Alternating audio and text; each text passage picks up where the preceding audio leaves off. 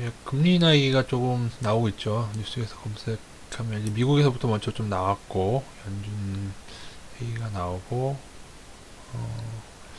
제가 몇 년 전에 한번 이런 얘기를 들은 적이 있었어요. 아고라하고 블로그에 그러니까는 금리 인상이 가파를 것이다라고 하는 예측 후에 할 때 제가 무슨 얘기를 드렸었냐면은 금리가 인상되더라도 조금이라도 침체 신호가 나타나면 다시 금리를 인하할 수 있는 카드가 있다라는 얘기를 드렸죠. 그리고 이제 금리 인하가 지금 제가 볼 때 느끼는 제가 지난번에 그 얘기를 하나 드렸죠. 외국인들이 국내 채권을 무지하게 사고 있다. 이제 채권 가격과 금리와의 상관관계는 금리가 인하된다고 보면은 채권에 투자를 해야 됩니다. 왜냐하면은 금리랑 채권은 반대죠. 금리가 올라가면 채권 가격이 내려가고 금리가 떨어지면 채권 가격이 올라가죠. 채권이 올라가요. 그럼 어떻게 해야 돼요? 채권을 사야 되는 거죠. 단기적으로 만약에 올라간다고 봤을 때. 그래서 계속 드릴 말씀인데 외국인 채권 동향을 보게 되면 지금 어제 1조 4천억. 그러니까 자 보세요. 2018년도에도 많이 샀지만 외국인 동향입니다. 2019년에도 계속 샀죠. 이제 환율을 멀리 못 간다는 말씀 자주 드렸습니다. 왜냐하면 외국인들이 이렇게 사고 있는데 채권을 워낙 한국에 투자를 하고 있잖아요. 막말로 굉장한 위기가 바로 코앞에 있고 환율 급등이 코앞에 있던 외국인들이 이런 행보를 절대 보이지 않습니다. 13일에는 조금 팔았는데 세 발을 피죠. 전날 1조 4천억 사고 뭐 1200억 파는 거. 간만에 매도했네요. 계속 매수했는데 제가 이거 설명드려서 설마 금리 인하 했는데 지금 얘기가 나오고 있어요. 저금리가 지속이 될 거라는 얘기는 상당히 제가 오래전부터 드렸던 얘기인데 여러분 그걸 아십니까? 어떻게 보면 2012년도에도 그랬던 것 같아요. 2012년도에도 그렇고 그 전부터도 뭐 그리스 위기 어쩌고 위기 나올 때마다 금리 인상에 대한 위협을 많이 했어요. 그러니까 여러분이 잘 보셔야 될 게 판세를 지금껏 여러분이 가만 돌이켜 보세요. 여러분은 어디를 신뢰를 했습니까? 그러니까 연준이라고 썼는데 이거는 이제 정책자들. 여기는 이제 IMF 다시 정책자라고 적을게요. 예, 이 정책자에는 연준도 포함되고 IMF 수장도 포함되고. 근데 이들의 언론 플레이를 여러분 잘 보셔야 됩니다. 자, 여러분이 요거를 이해를 하실 수 있을지 모르겠는데 가만 돌이켜 보세요, 여러분. 여러분이 주식으로 과거에 주식 오를 때 개인들은 사질 않고, 그죠? 그리고 오히려 주식이 떨어질 때 개인들은 많이 사고 하는 게 어떻게 보면은 시장에서 이제 잘못된 뉴스인 경우가 굉장히 많죠. 이 뉴스가 여러분 이 뒤에는 뭐가 있냐면 하나를 더 적어야 되는데 이 뒤에는 투기 세력이 있습니다. 이 투기 세력은 단순한 뭐 주식의 작전 세력 정도가 얘기하는 게 아니고 이 거대한 시장을 주무르는 애들이 있어요. 그래서 이 주무르는 애들이 뉴스를 이용하죠. 그래서 시장은 투기 세력이 주무르는데 뉴스를 반대로 내니까 개인들이 뉴스 따라가다가 다 망하는 겁니다. 그러면 과연 정책자는 어느 편에 있을까? 투기 세력을 관리할까? 근데 적어도 제가 느끼는 이 감정은 정책자들과 투기 세력이 연계가 돼 있다는 느낌. 여기서 정책자는 대표적으로 연준이 있겠죠, 미국. 여기 뭐가 있어요? 미국의 은행이 있겠죠. 그래서 가만 돌이켜보면 이 정책자들이 위협한 대로 되지 않은 게 되게 많아요. 무슨 말인지 알죠? 예전에 IMF 총재도 달러에 대한 얘기가 하면 전 무조건 반대로 생각했어요. 그 사람 얘기하는 거에.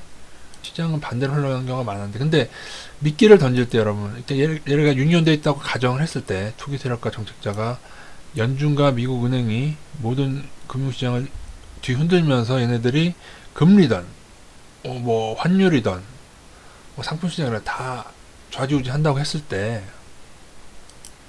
투기 세력의 밑밥이 통하려면 뭐가 있어야 되냐면은 계속 뻥만 치면 안 믿어요. 그러니까 뭔가 이제 믿게 하는 게 있어야 되는데 그게 바로 저는 이 세 번의 금리 인상 지난번 그거였다고 생각합니다. 뭔 말인지 이해가 안 되시죠? 예전에 금리를 올린다 하다가 안 올렸어요. 그러니까 시장은 정책자 입대로 안 되다가 딱 세 번, 연달아 세 번 딱 금리 인상했죠.